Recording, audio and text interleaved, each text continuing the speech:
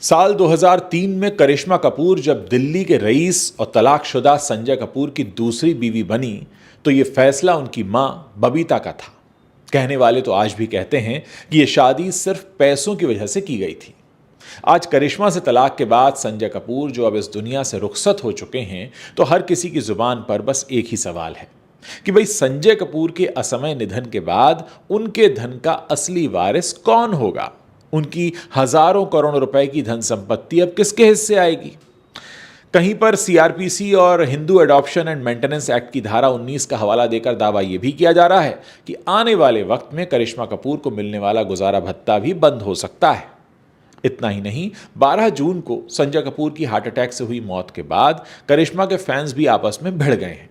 कोई करिश्मा को married life में मिली ट्रबल के लिए उनके एक्स हस्बैंड को कोस रहा है, तो कोई संजय कपूर की मौत पर खुश होने की बात को अमानवीय बता रहा है। वाकई ऐसी असंवेदनशीलता तो निंदनीय है। लेकिन जैसे जैसे संजय कपूर की मौत का शोक कम हो रहा है, करिश्मा और संजय कपूर की नाकाम शादी में ये जो पैसे पैसे का शोर है, ये बढ़ता जा रहा है। जी हां दोस्तों, करिश्मा कपूर और संजय कपूर की नाकाम शादी पैसों की वजह से कई बार सुर्खियों में रही है। तलाक की लड़ाई में भी जब संजय कपूर ने करिश्मा पर पैसों के लिए शादी करने का आरोप लगाया था और उस वक्त ये कहा था कि करिश्मा ने उन्हें अभिषेक बच्चन से टूटते रिश्ते ठीक करने के लिए उन्हें एक रिबाउंड के तौर पर इस्तेमाल किया, उस वक्त करिश्मा और कपूर परिवार पर लगे इन आरोपों ने खूब हेडलाइंस बटोरी थी। करिश्मा के पिता रणधीर कपूर ने इस पर पलटवार करते हुए कहा था कि उन्हें संजय कपूर के पैसों का कोई लालच नहीं है। उनके परिवार के पास इतना पैसा है कि 7 पीढ़ियां बैठे बैठे खा सकती हैं। इतना ही नहीं, रणधीर कपूर ने तो यहां तक कह दिया था कि संजय कपूर को शराब की लत थी और वो कभी नहीं चाहते थे कि करिश्मा की शादी संजय कपूर से हो। लेकिन असल में ये करिश्मा कपूर की मां थी बबीता, जिन्होंने ये सपना देखा था कि उन्हें संजय कपूर जैसा रईस दामाद मिले। क्योंकि उससे पहले 2002 को अगर आप याद करें तो उस वक्त बच्चन परिवार ने करिश्मा कपूर को अपनी होने वाली बहू तक घोषित कर दिया था। लेकिन फिर अचानक सुनने में आया कि बबीता कपूर ने जया बच्चन को फोन किया और यह रिश्ता तोड़ दिया। अभिषेक बच्चन और करिश्मा कपूर की सगाई टूटने की जो वजह सुनने में आई थी वो ये थी कि भाई अभिषेक बच्चन का करियर कुछ खास चल नहीं रहा है और कहा जाता है कि उसके बाद बबीता ने करिश्मा के लिए बच्चन परिवार से भी ज्यादा अमीर खानदान की तलाश शुरू कर दी थी। तो यह तलाश संजय कपूर पर जाकर खत्म हुई। यहां गौर करने वाली बात यह है कि जहां रणधीर कपूर करिश्मा के लिए अभिषेक बच्चन को पसंद करते थे, वहीं संजय कपूर करिश्मा की मां बबीता की पसंद बन गए थे। अब सवाल यह है कि बबीता कपूर ने अपनी बेटी करिश्मा के लिए ये जो महलों का राजकुमार खोजा था, क्या वो वाकई सही फैसला था? दोस्तों, 2005 की बात करें, करिश्मा को एक बेटी का जन्म हुआ समायरा का। फिर 2011 में बेटा हुआ कियान। और संजय से शादी के बाद दिल्ली और लंदन में रहने वाली करिश्मा अपने बेटे के जन्म के तुरंत बाद से ही मुंबई वापस आ गई। करिश्मा का वापस मुंबई आना फिल्मी दुनिया में वापसी के लिए नहीं था, बल्कि वो अपने ससुराल से बैग पैक करके इसीलिए वापस आ गई थीं क्योंकि वो अब अपने पति संजय कपूर के साथ नहीं रहना चाहती थीं। मां बबीता के कहने पर करिश्मा ने संजय से शादी तो कर ली थी, लेकिन शादी के बाद संजय का असली रूप उनके सामने आया तो उन्हें एहसास हुआ कि शादी निभाने के लिए पैसे के साथ साथ आपसी प्यार और सम्मान भी जरूरी होता है, जिसकी कमी करिश्मा को खलने लगी थी।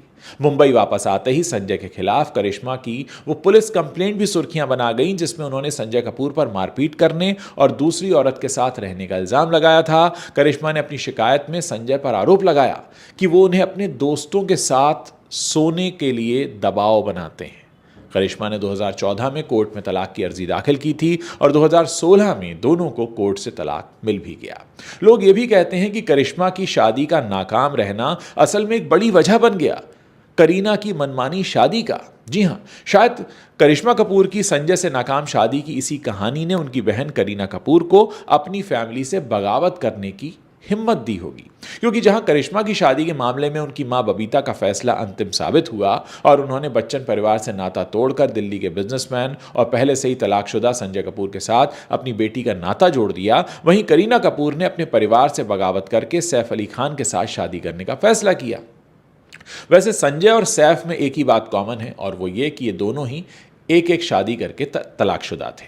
और क्योंकि सैफ पहले से शादीशुदा थे, इस बात पर करीना को अपने परिवार से काफी विरोध भी झेलना पड़ा। एक इंटरव्यू में यह बात स्वीकारते हुए करीना ने कहा था कि सैफ से शादी करने के लिए उन्हें अपने घर वालों को धमकी देनी पड़ी कि अगर वो शादी के लिए हां नहीं करते हैं तो वो सैफ के साथ लंदन भाग जाएंगी और दोनों वहीं शादी कर लेंगे। खैर, करीना अपने परिवार से बगावत करके भी सैफ के साथ सेफ हैं। वहीं करिश्मा के मामले में उनकी मां बबीता लाख कोशिश कर कर भी अपनी नियति से नहीं भाग पाई।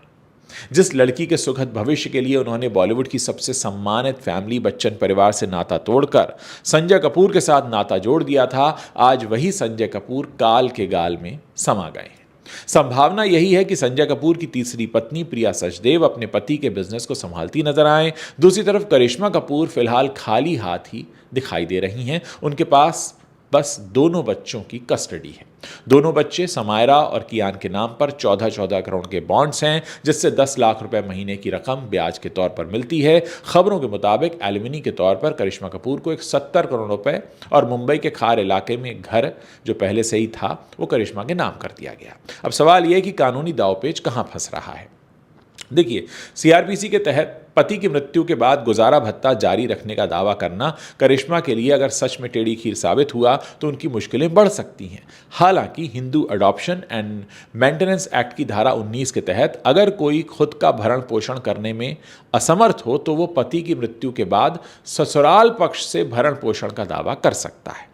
करिश्मा कपूर के मामले में इनमें से कौन सी बात लागू होती है, संपत्ति में करिश्मा का कितना हिस्सा होगा और पिता की संपत्ति में बच्चों को क्या और कितना अधिकार मिलेगा, अगर ये सब जानना है तो फिलहाल कुछ इंतजार करना पड़ेगा, तभी ये तस्वीर पूरी तरह क्लियर होगी। और दोस्तों, आपको मैं एक बात और बता देता हूं जिसका जिक्र बहुत कम हो रहा है, वो ये कि संजय कपूर असल में भारत के नागरिक नहीं थे, वो अमेरिकन नागरिक थे। तो अब संजय कपूर की संपत्ति पर फैसला भारत के कानून से ज़्यादा अमेरिका के कानून पर भी निर्भर करेगा, क्योंकि अब अमेरिका का कानून ये तय करेगा कि संजय कपूर की जो 3 शादियां हुई, 3 में से 2 शादी में जो बच्चे हुए, अब इन बच्चों में उनकी संपत्ति का बंटवारा किस तरह से किया जाए। तो इस पूरे मामले में हो सकता है आने वाले दिनों में कई और नई बातें भी निकलकर सामने आए। मैं आपको ये तो पहले ही बता चुका हूं कि संजय कपूर जिनका देहांत यूके में हुआ, इंग्लैंड में हुआ, उनके पार्थिव को भारत लाने में इसलिए भी थोड़ी मुश्किल आ रही है क्योंकि यहां पर 3 देश इन्वॉल्व हो रहे हैं। एक देश वो जहां की नागरिकता संजय कपूर के पास थी, वो देश है अमेरिका। दूसरा देश वो जहां संजय कपूर की मौत होती है, वो देश है इंग्लैंड। और तीसरा देश हिंदुस्तान, भारत, इंडिया, जहां उनके परिवार के लोग रहते हैं, जहां उनकी पहचान है, जहां उनका बिजनेस है और जहां उनके करीबी लोग चाहते हैं कि उनके पार्थिव को लाया जाए। तो कुल मिलाकर ये जो पूरा मामला है ये इतना सीधा नहीं है जितना सीधा लग रहा है। उम्मीद करते हैं कि आने वाले दिनों में इस पूरे मामले में कुछ और नई परतें खुलेंगी और कुछ और नए सच निकलकर सामने आएंगे। अगर आपको ये वीडियो अच्छा लगा हो तो इसे अपने दोस्तों के साथ शेयर करना मत भूलिएगा।